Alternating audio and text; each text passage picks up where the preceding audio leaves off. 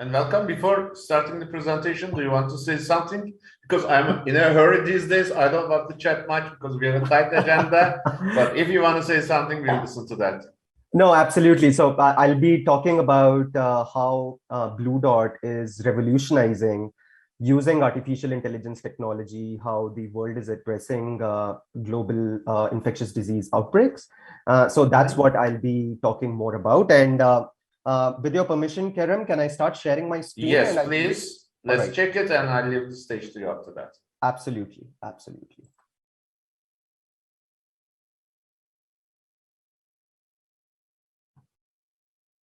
Start presenting.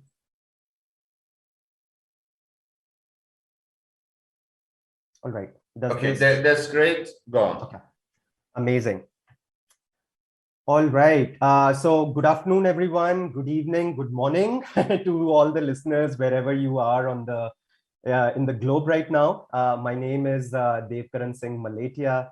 I lead the public sector growth and strategy here at BlueDot, and our company is based out in Toronto, Canada. That's where I'm joining in today from. And yes, over the next 15 to 20 minutes, I'll be talking about how using AI technology, BlueDot is helping revolutionize how the world is managing outbreaks. Right? And but before I jump into the nitty-gritties of the technical side of things, there are 2 to 3 questions which I want all the listeners to start pondering upon. Right? So one thing, yes, COVID, of course, is known to everyone, but this might be a surprise to a couple of listeners. But over the past 10 years, the world has experienced over 5 major epidemics and public health emergencies.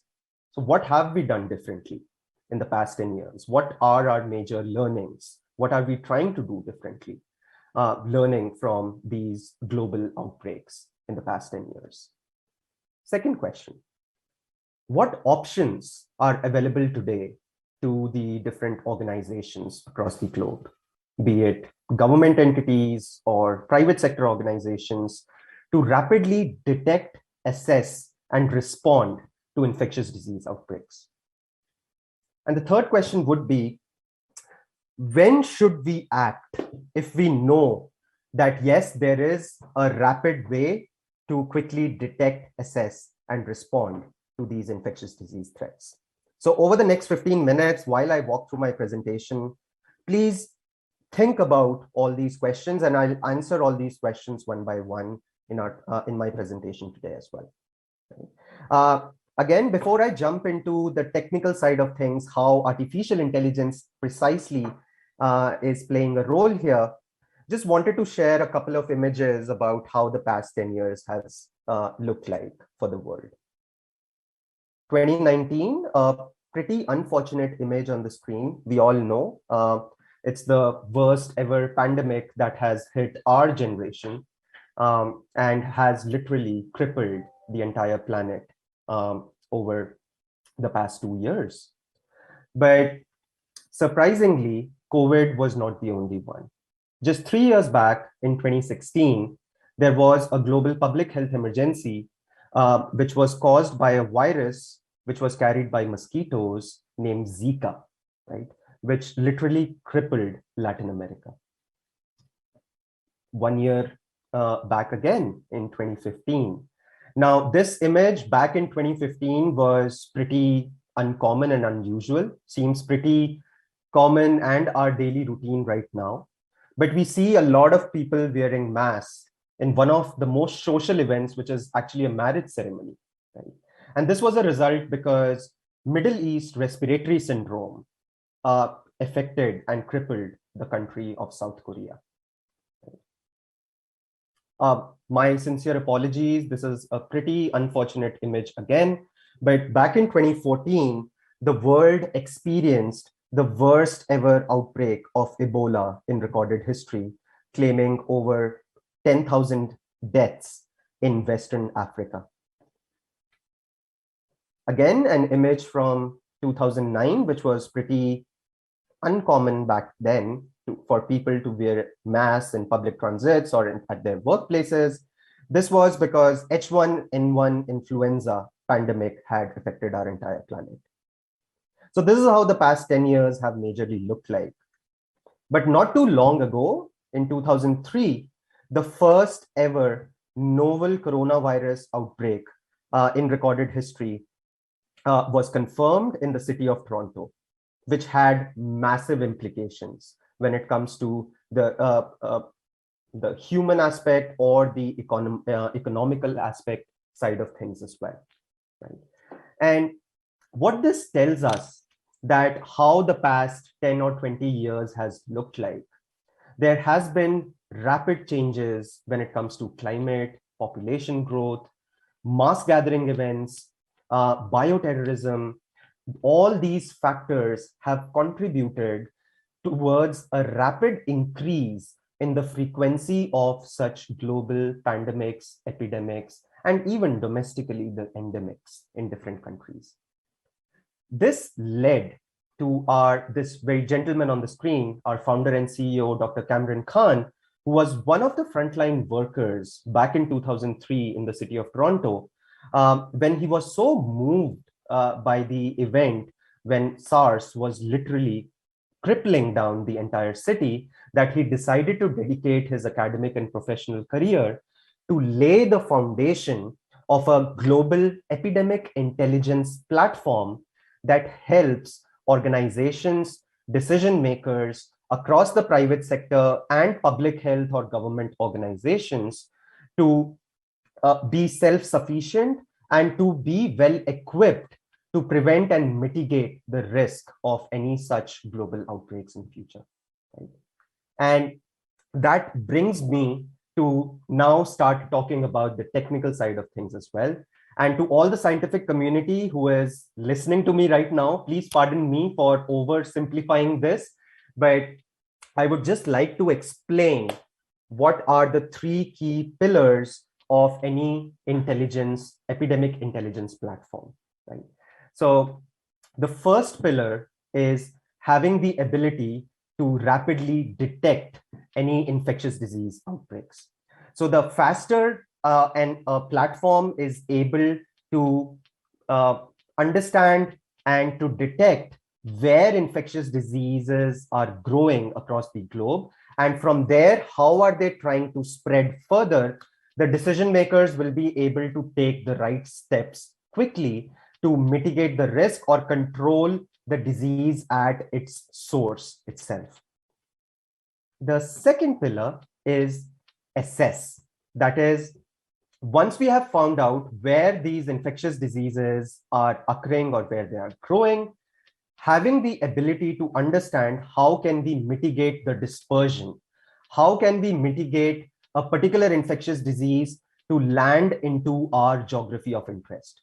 For example, the scientific community listening might already know that there has been an unknown illness which has been growing in multiple provinces in India over the past 3 months, has claimed a lot of lives as well already.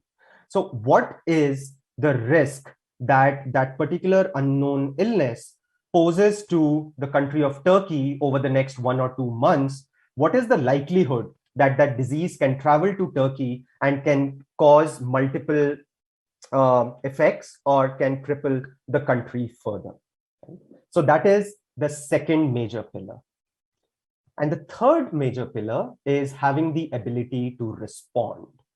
What that means is how we combine all this important mathematical and scientific information together into meaningful and actionable insights for the decision makers to start taking the right decisions to mitigate the dispersion and control any particular infectious disease from affecting or protecting their populations or their businesses, so on and so forth. Right?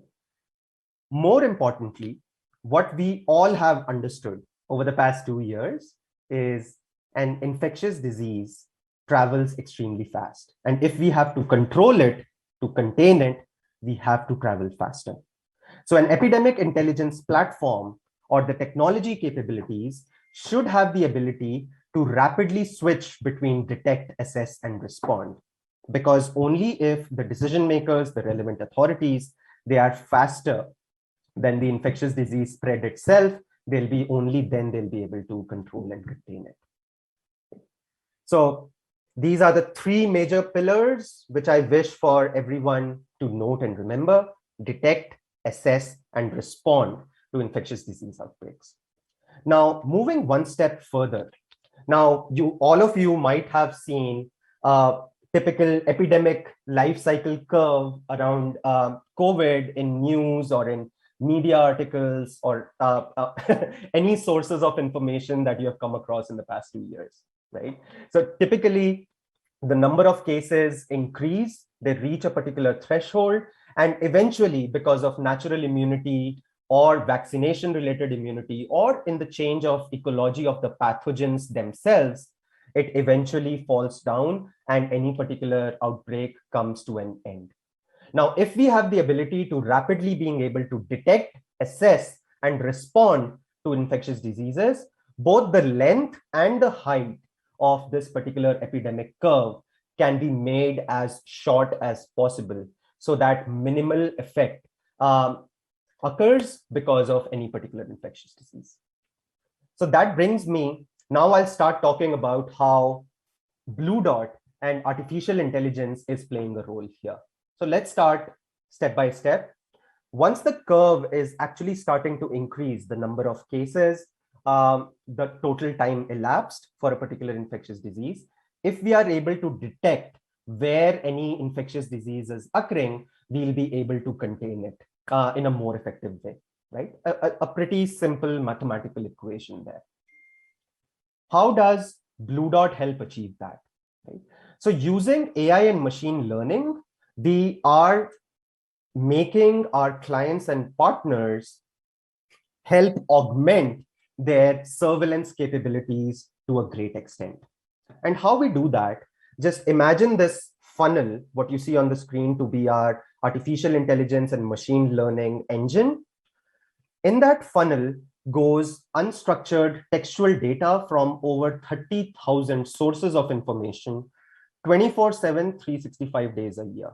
So it is crawling the internet for official public health sources like WHO, CDC, FAO, so on and so forth. At the same time, moderated sources like ProMed. And one of the most important ammunition is global mass media in over 72 different languages for over 150 known and unknown infectious diseases. They all enter our AI funnel, where our AI funnel starts to act upon all these unstructured textual data, deduplicating irrelevant articles, extracting the right information from the most relevant articles or sources of information, and converting that into structured textual data for our in-house team of subject matter experts to further analyze and come out with notifications to our clients. Right? For example, where a particular disease is occurring, what is the location and the time, and any other important information around the same. This is one of the reasons why we were one of the first organizations on the planet to send out notifications about an unknown respiratory syndrome growing in the Hubei province in China. And this was on the morning of 31st December 2019, where the data was picked up not from an official public health source, but from a business journal which was published in Chinese, reporting an unusual activity.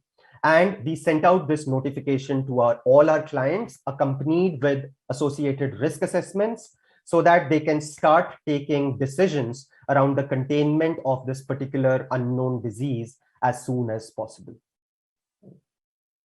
This is how BlueDot helps around the detect side of things. Moving one step further, we have understood that yes, a disease is growing in the Hubei province in China. How do we mitigate the spread of this particular infectious disease? Right? Now we have understood where it is occurring. Can we control it there, or can we understand what risk does it impose to my geography of interest, so that I can take the necessary measures to prevent this disease from coming into my geography and affecting my populations. So that is mitigating the importation of a particular infectious disease. And for that, there are multiple mathematical algorithms, again, which BlueDot takes into account. So this is no news. All of us who are listening, we have access to smart devices, access to internet. Millions and billions of people across the globe are now connected through the internet. At the same time, what we have learned very recently is that humans act as vectors for these infectious diseases to spread as well, right? So we are using both these information together to understand how a particular infectious disease is spreading across the globe. For example, what you see here on the screen is a map of China, where initially cases were observed in Wuhan. And then the small dots on the screen that you observe are density of mobile phones data that BlueDot captures. And I would like to underline this and highlight it that we only use anonymous mobile devices data, which also adheres to all international privacy and data regulations, right? However, once the first cases were observed in Wuhan, our team started to analyze over the next 15 days where those people are traveling.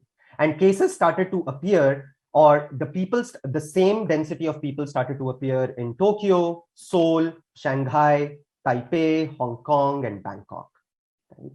And we combine this information, not just the anonymous mobile devices data, but how people are traveling using railways, using roads, using airlines, to help understand where a disease will spread from its location of origin to other geographies of interest, right? And that led us, or helped us, generate this particular image within literally 2 seconds. So not just the ground-based spread, but also international air travel and domestic air travel. All these mathematical algorithms go in the backend in our platform to understand where this disease will further spread out to. And that led us to be the first organization on the planet to release a peer-reviewed journal on where exactly this COVID-19 will spread worldwide out of Wuhan in the next coming 1 month. That is over the month of January and February in 2020. And what our model actually predicted, all the major cities which are highlighted on the screen right now, they actually ended up being in the same order, the cities where internationally the cases started to get reported for COVID-19 outside the Hubei province or outside Wuhan in China. That brings me to the next step, which is, okay, a disease is further spreading. We are trying to control and contain it, but can we mitigate the domestic transmission so that it stays on the threshold for as lower a time as possible, and we are able to contain it further, right? And we are using the same anonymous mobile devices data to understand population movements domestically and globally further. And for example, the state of California partnered with BlueDot to understand what kind of pharmaceutical or non-pharmaceutical interventions should be in place to protect their populations, excuse me, so that they adhere to the non-pharmaceutical interventions which are being put in place. And that brings me to the end of my presentation. Just wanted to highlight a couple of organizations which we typically work with and who have been using this technology to understand further how they can be better prepared for any such future outbreaks. They are spread across the public sector and the private sector. So I work across the globe, working with organizations like Ministries of Health in Japan, in Asia, in Korea, of course, in Canada, US. And of course, we are also working with multiple private sector organizations like international airlines, airports, multinational enterprises like pharmaceutical companies or vaccine manufacturers, insurance agencies, travel industry, so on and so forth. Right? So I'll just stop sharing my screen, taking a quick pause. Okay. The last phrase was actually a introduction to our next meeting. You told about your ecosystem, and it's very impressive. Without ecosystem, all these solutions will not mean much. And thank you for your presentation and explanations. Our next ecosystem will be on different ecosystem experience, and I hope they will complement each other. So thank you very much for now. Hope to host you again in the future. Thank you, Karan. Yeah, absolutely. Okay. Have a good day. Bye-bye. You too.